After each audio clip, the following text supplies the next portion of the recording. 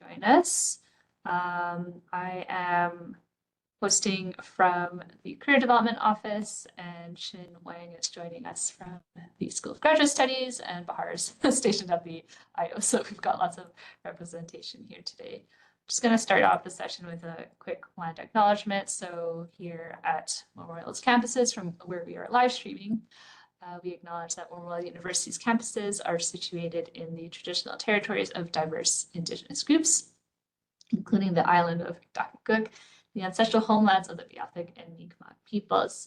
We acknowledge with respect the diverse histories and cultures of the Beothuk, Mi'kmaq, Innu, and Inuit of this province. So when you arrive here, if you haven't already, you might, I guess, attend events that include land acknowledgements, and that's just to acknowledge the history of the lands where we live and work currently.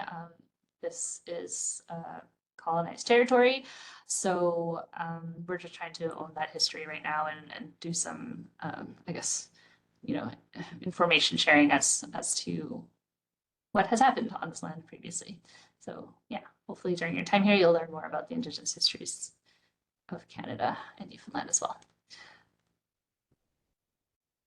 So goals of this session for today is to give you an overview of the career planning process, the career services that we offer here at MUN, programs and events that are also offered at the university, as well as a quick overview of labor standards in Newfoundland and Labrador. We don't offer, well, I can't offer any advising, I guess, with regard to study permits and how that interacts with employment, but Xin actually here is registered. What's the designation? Are you there, Xin? I think she's a certified RCIC, which does allow her to comment on any questions regarding immigration permits and employment. So if you have questions about that, you can reach out to her or reach out to our immigration advisors. So just to kind of orient the presentation, I just wanted to kind of communicate that career services, a lot of the work that we do is rooted in career development and career planning. So this is a lifelong process. It requires extensive self-reflection and occupational research. We understand that people coming from all over the world have different levels of career education in their home countries. So we're here to kind of help everyone get to the same level in terms of career planning and career development, and how you can, ask yourself the questions to steer yourself forward in this wonderful journey called life. We use an interests and strengths-based approach to career advising. That means we're trying to work with the experience and the strengths and the interests that you bring, and then trying to align that with the world of work we have today, which is rapidly evolving. Finding success in your career really depends on whether or not you are putting in the work to develop and grow, and also how to align what you are doing, especially during your studies here, to the world of work. So there's oftentimes this big discussion around, students coming out of university not having the skills they need to succeed in the workplace, when in fact it's actually more that they're not able to communicate the strengths that they have developed during their studies. And because there's a bit of a gap in how to communicate what you're learning to employers see that as a skills gap. It's not typically a skills gap, though. It's actually just a language gap where students aren't able to successfully present what they've learned through academia into the workplace, even though they might actually have those skills. They're just not well presented. So just to be clear here, we don't necessarily provide job matching services. That's not our main goal. What we are here to do is actually help you learn about the tools and resources that can help plan or execute your next steps for your eventual career. So we do, to some degree, we can share information, like this is where you can look for jobs, this is how you can look for jobs, but we don't actually say you're given a job, this is your job. That's not what we do. There are some organizations locally that help with that kind of stuff. So if you reach out to human resources recruiters and stuff.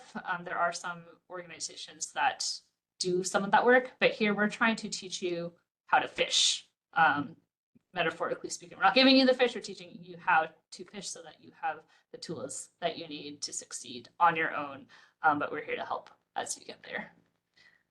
So the career planning process really is hinged upon kind of these 4 steps: learning about yourself constantly, exploring your career options, seeing what's out there, because these days, no career path, very rarely anyways, are career paths linear. You don't just study one thing and end up with a job in that thing that you've studied. No, these days there are so many more job titles, there's so many more transferable skills, there's ways for you to move in and out of different industries depending on your skill set. So knowing what's out there is really key to understanding, how you can bring your best self to the workplace.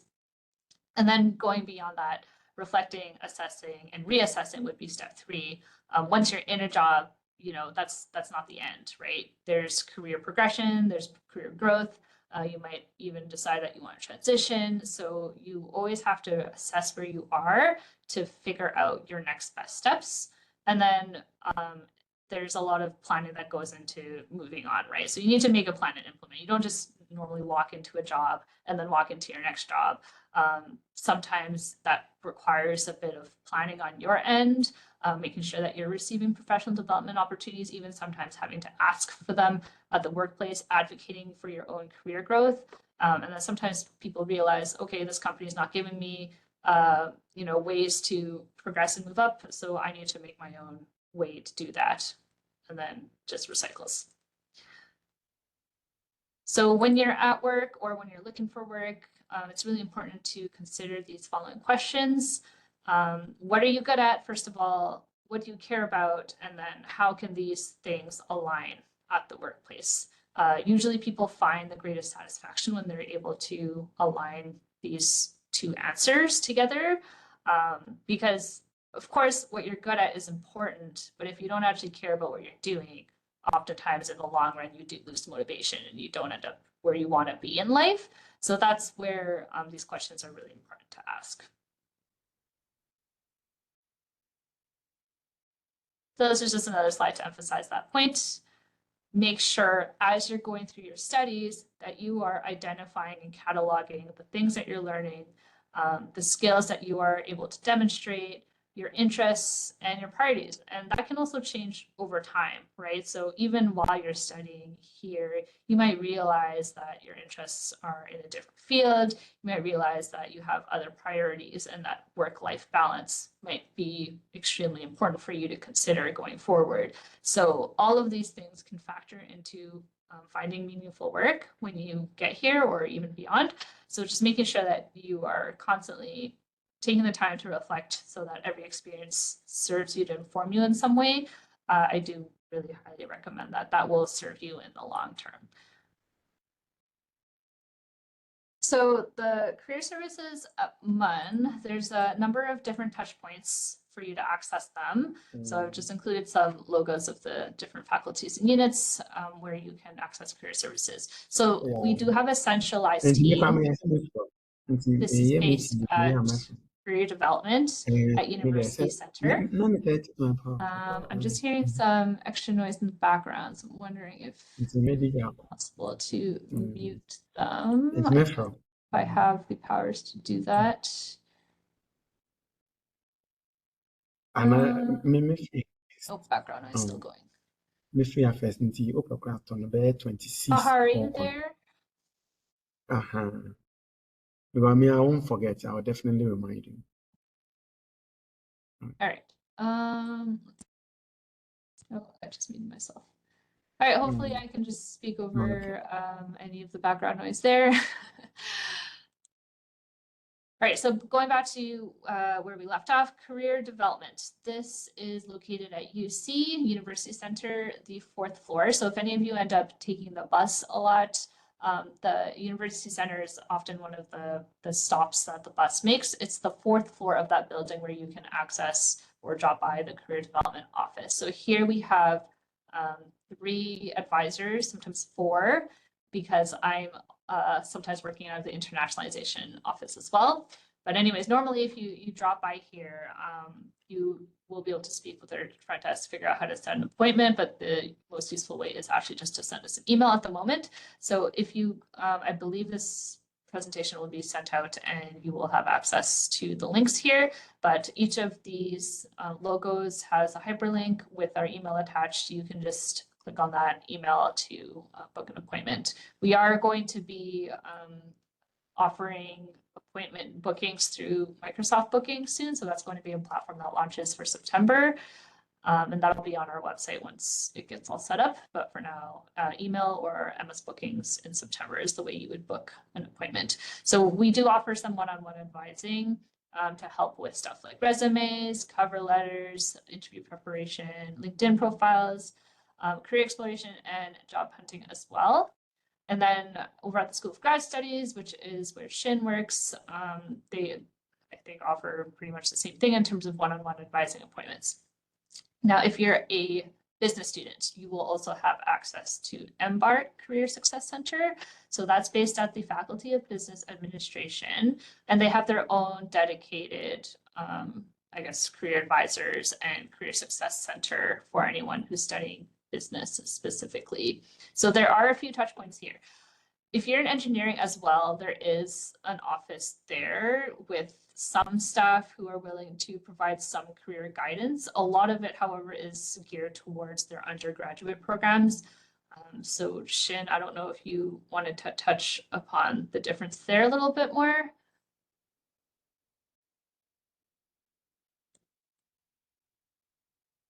Maybe not at the moment. Okay, if at any point, oh. Yeah, okay, I can. Yeah, sorry, I was unmuted. Yes. Yeah. Welcome everyone to join today's session. My name is Xin. I am the Senior Career Development Coordinator at School of Graduate Studies.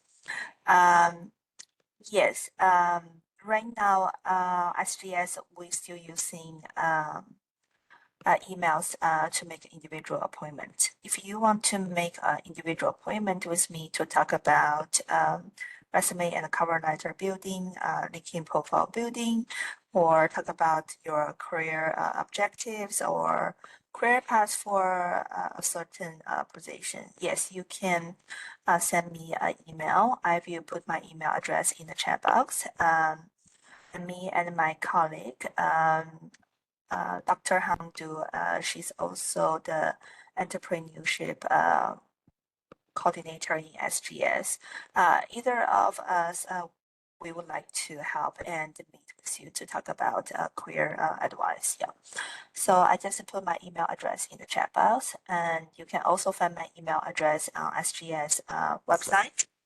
And you will also find all SGS staff contact information on our website. So if you have any questions, just send us an email, or you can send us a general email at sgs@mun.ca, and we'll respond to your reply as soon as possible. Thank you. Thank you, Emma. Yeah, and Shin, can you comment on whether or not the, I guess, engineering faculty offers any career guidance for grad students specifically? I know that they're pretty heavily involved in their undergraduate co-op programs. Yeah, for the Faculty of Engineering, yes, I mean, most graduate students, I know they're looking for, I'm not sure if they're looking for on-campus job opportunities or off-campus regarding this specific field. On-campus job opportunities, I would say for all the programs, not only to the Faculty of Engineering program, we have some specific program to support our graduate students, for example, GradSwap and SWAP programs. And also we have some other programs to support our graduate students, for example, like teaching assistant position or graduate research, this kind of position. I generally recommend students to talk to your supervisor or talk to the graduate officer or administrative staff in your unit first when you come to the campus to check if there is any upcoming TA position or graduate assistant position available in your unit in the fall semester. We know that it depends on the funding and depends on if you register for course-based or thesis-based program. And yes, we also have some avenues for students to do searching off-campus job opportunity. I want to let Irish students know that technically graduate students can only allowed to work no more than 26 hours per week. But if you are international graduate student, the working hours may be less than 26 hours per week. It depends on IRCC's website requirement. If you're international graduate student, yes, we can also meet individually to talk about your working hours per week and to meet university's policy and to meet immigration policy as well. But if for some specific circumstance, if you want to work more than 26 hours per week, if you're not international student, yes, you can get approval from supervisor, from the dean of your unit, and also from the director of SGS. Yeah, we will talk about those individually. And yeah, so because most graduate program in the Faculty of Engineering don't have a crop program, if students want to search some part-time job opportunities regarding this field, yes, we can meet individually, and I may show some job searching website for you to expand your job searching avenues. And I hope those information are helpful. Thank you, Emma. Perfect. Okay. So moving on, Shin touched upon a few of these, but I would like to highlight them. So for more campus resources, we really highly encourage students to consult their faculties and student groups for opportunities to get involved. So depending on which faculty you're in, definitely look them up on Facebook or Instagram or LinkedIn. It depends on which faculty you've joined. Some of them are more active on some platforms than others, so it's up to you to make sure that you're up to date on their channels. Email communication is also really important to pay attention to, especially towards the beginning when you first join Memorial. Email is going to be the primary touch point for a lot of important information. So if you're not carefully looking at your email, you might be missing out on opportunities. One of the biggest things that can be a struggle for an international student is to build the network when they get here. So you can start doing that right now.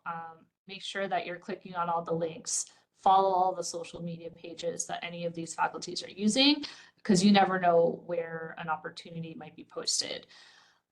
Shin also runs the EDGE program out of the School of Graduate Studies. So this provides students with comprehensive skills development training, which can also be really helpful to build your resume, to build your career experience, and also to make connections, because sometimes presentations are hosted by other people in the community.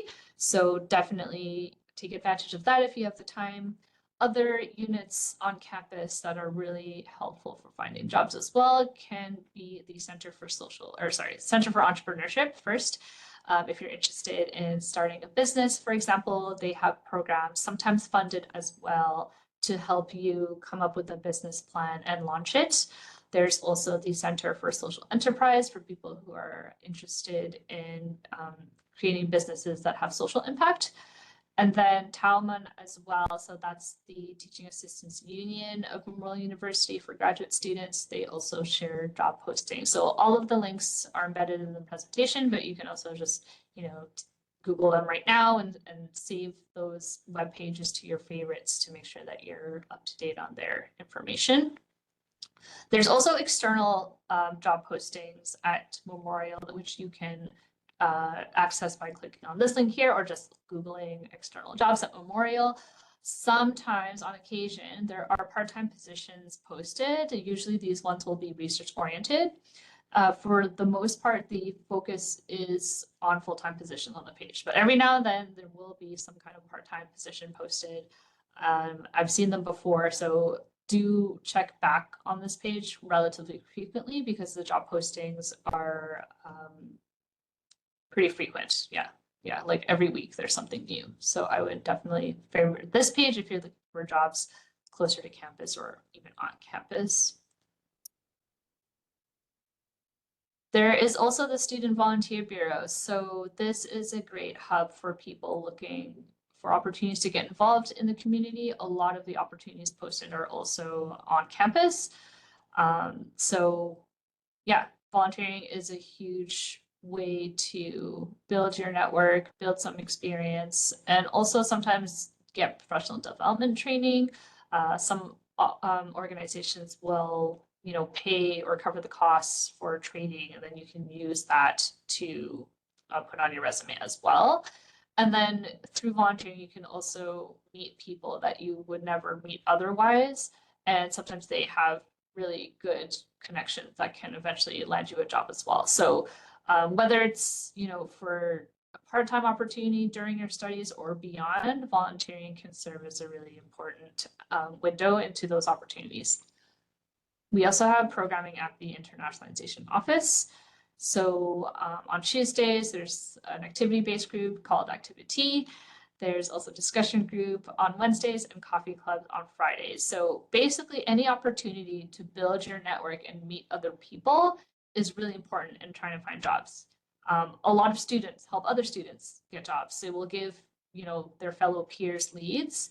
And so something that's kind of not well understood sometimes by newcomers is that the hidden job market is massive here. You'll find all sorts of different statistics and papers. It's really hard to actually verify how many jobs go unposted or how many jobs are filled simply by word of mouth or through referrals. But a lot of times people will quote the number 80%. So if 80% of jobs aren't actually posted online, how else do you find them? It's going to be through networking, through building connections, meeting people, and also telling people that you're looking for work if that's what you're hoping to do here. Off campus as well, there are a number of community groups and programs and services that may or may not help in your job finding journey. So the YMCA might have some programs accessible to you. The YWCA is not listed here, but they're also another one to look at. There's also the Amal Youth and Family Center. Their intake form is listed here. The Association for New Canadians, which they prefer to leave the students at Memorial 2 months systems. But if you're bringing family members or partners over, the ANC can be one to look at. There's also Stella Circle and Waypoints. And all of these organizations offer their services for free as well. So if you find that, especially for maybe, again, your family members, if you're bringing them over with you, if you find that you're not having very much success at MUN or there's not enough, I guess, accessible service quickly, these other organizations might be ones to explore. And then if you're interested in software or tech, TechNL also has some events. They have a mailing list for people to sign up for. And there's also the Computer Tech Society, which has regular meetups, and they have a Slack group that you can join if you're wanting to get involved with that community. Off campus. So say we're looking for sometimes more survival type jobs, something just to keep you going part-time. Indeed can be a great source of jobs. LinkedIn can be one, usually career oriented. So that one can be good to just keep out for postings, whether for now or for the future, but you can kind of see what employers are looking for when it comes time to graduation on LinkedIn a lot. Job Seekers NL, this one, you definitely have to verify the safety of it because it's an open group, so anyone can post. You just have to make sure that you are, not getting scammed or anything through that group. But typically, you're able to pull up people's profiles, see if they have friends, see if they have a built-in network. Usually that can be a sign that they're reputable and trustworthy. And normally if they're posting on behalf of their workplaces, their workplaces should be one that you can pull up on the internet as well to verify that they are a legitimate business. Job Bank, this one is a job aggregator website and posting portal managed by the Government of Canada. Again, you still have to verify the legitimacy of businesses here because it's just an open platform. I guess anyone is able to apply for an account and post jobs through there as well. So just be careful when you're looking for jobs. There are job scams. There are, people who I guess don't have the best intentions of others in mind. So you do have to verify the legitimacy of employers. Even on LinkedIn, there are some scams going on right now as well. So if ever you're in doubt, feel free to send an email to the internationalization office. We don't guarantee that a job is safe or not, but we can kind of assess a job description to see if there are any red flags that you might not be detecting. There's also a job portal on MUN's website as well. I think I will hop into this and show you where to access it later on in the presentation, but that's another source of jobs where people can post listings and where people can apply. In person, you can, drop by the Avalon Mall, the Village Mall, downtown St. John's. There are other areas you can look through as well, but these ones are the ones that are relatively accessible through the public transit system here. And so, yes, a lot of times businesses will just post up signs to say that they're hiring. So they might not necessarily put a job posting online, and the only way that you'd be able to, find out that they are hiring is through a connection or by visiting in person. So sometimes people do have success applying for jobs this way. So that's up for consideration as well if you're interested in working in a more service-oriented role. And then finally, just a quick note, if you're not on LinkedIn, we really emphasize the, utility of that platform to find jobs going forward, because employers do use that platform quite actively. So we have our own page through career development. You can scan the QR code there and take a look if you're interested, but we do try to post job openings, we post events, professional development opportunities, things that are going on campus usually, and then also job postings, just so that people are aware of what's out there.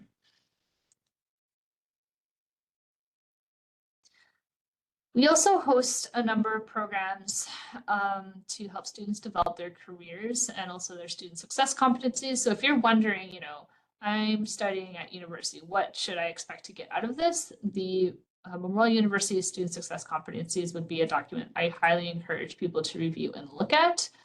This has been developed in consultation with the Conference Board of Canada, as well as the qualities of MUN graduate from the Teaching and Learning Framework.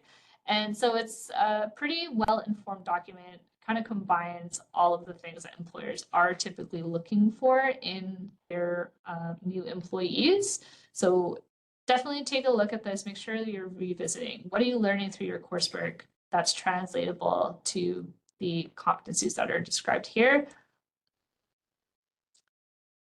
And it's also probably a good time to go over some of our on-campus programs for professional development. So we have an on-campus employment program. All of these acronyms are kind of long, but I can walk you through them here. So we have the MUSEP program, which stands for Memorial's Undergraduate Career Experience Program. The ISWEP is the same thing, but for international students specifically. Then we have the Grad Student Work Experience Program. That's the GradSWEP, and that's for grad students only.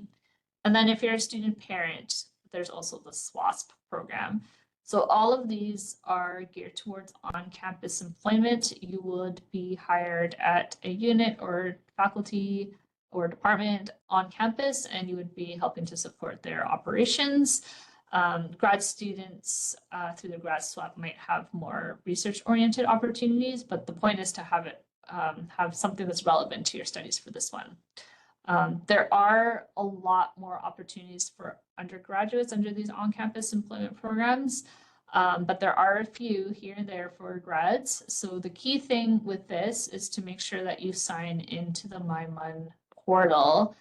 Usually in the first full week of classes is when the application period is open for all of these, and that's when you would apply for these positions. So it's a very short window. You have basically a week to identify the positions you'd want to apply for them, and then you wait and see to see if you're selected for an interview. But it's that first full week of classes that you really have to be on the ball to apply for these positions. Once that window's passed, the administrators are usually quite strict with the deadline. So if you miss that window of opportunity, your only choice really is to wait for the next semester to apply. Through the Career Development Office and the Internationalization Office, we also offer the Professional Skills Development Program. This is a 6-week non-credit offering for international students looking to familiarize themselves with the best labor market practices. So it touches upon a lot of what people might not know until they get here. So we cover best practices for resume and cover letter writing. We cover interview skills. We cover networking. We also cover things like career exploration and also intercultural communication. So there's all sorts of topics that are covered through the program. But again, there's a link here to read a little bit more about it. Registration for this will be opening soon, but it runs every semester. So if the schedule doesn't work out for you this fall, you might be interested in the winter or spring semesters. There's also the entrepreneurship training program. So this is run out of the School of Graduate Studies, separate from the Center for Entrepreneurship, but does cover some, similar things. And so, yeah, there's a lot of workshops that happen through this program, and I guess people also get a certificate for attending these days. So really cool stuff happening out of the School of Graduate Studies as well. Anything you want to add right now, Shin? No. Oh, sorry. No, I'm good. Yeah. Okay, good for now. So on top of, professional development workshops and programming, we also have career events. So throughout the year, there are certain times to look for specific events. In March, we host Career Week. In September, we have this Career and Graduate School Fair. This one is the biggest one of the year. So this usually features 120 to 130 employers and graduate schools. So definitely I would recommend that you come out to this so you start to familiarize yourself with employers, both locally, but also nationally. There are some that come out from, abroad, including the US. So that's one to keep an eye out for. In November, we host Career Month. So again, that's another month where there's a lot of things going on. And then throughout the year, there's other workshops and networking events that you can also keep an eye on. Jen has her hand up. Yes, I want to add a little bit more information about the career event. As a graduate student, you may heard about a network in Canada. It's called the Graduate Postdoctoral GDPN. Graduate Development Postdoctoral Network. They usually host annual career fair with all the universities in Canada. So this year, I think Memorial University SGS, we will be a sponsor for this event again. This year, the career event will be hosted in November. So, and we will promote it on social media and to the unit by email. So keep an eye on that. If you're interested to attend this event, feel free to join SGS Facebook and Twitter, and add Facebook and Twitter as well. And about linking a profile, I know Emma is working, she's managing the career development linking a profile. And Emma has already talked about the EDGE program I facilitate with. EDGE program is hosted by Memorial University and SGS as well. We plan to organize to set up linking a profile about the EDGE program in September. So if you do have a linking profile, just follow these two groups, because both two of these linking groups are focusing on promoting career development event, job aid, workshops to develop your professional skills and career development skills as well. Yeah. Thank you, Emma. Thank you. All right, so just a quick overview of labor standards in the province. So it's good to know that it's not federally regulated, like it's not all the same across all the provinces. So every province has its own rules and regulations. Here in Newfoundland, there is a document here linked with some basics about things like, work hours, what is overtime, how does vacation get assessed, that sort of stuff. So that's a good reference document, and it looks like it was actually updated this April, which is great. But yeah, minimum wage is now $15.60. So if anyone's offering less than that hourly, there is a problem. You can also refer to the NL Labor Standards website for official information. And they also have staff available to provide interpretation and address inquiries regarding rights and responsibilities as they relate to employment. So their email address is listed here, and they also have a phone number. Of course, I wouldn't recommend going right to them if you don't need to. Usually, someone here at the office can help with some basic stuff. But if you really feel like your rights are being infringed upon and they're not following the labor standards, then you could definitely email or call them. We also have some funding from the Newfoundland government to support the Public Legal Information Association of Newfoundland and Labrador, which does provide some specialized legal support for newcomers in the province. So that's another, resource available to you if you have questions about employment and employment standards. They have a specific email address listed here. If you have any questions, you can forward them over to cdel@mon.ca. Grad students, you can also email Shin, who's here. I think, Shin, can you just drop your email address in the chat box just in case?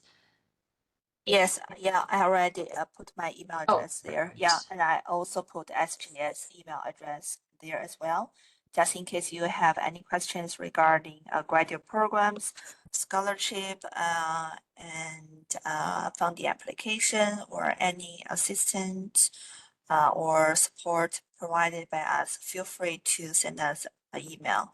We usually respond email by 1 to 2 business days. Yeah. Yeah. Okay, I'm just going to check the chat to see if there are any questions that came in that we did not get around to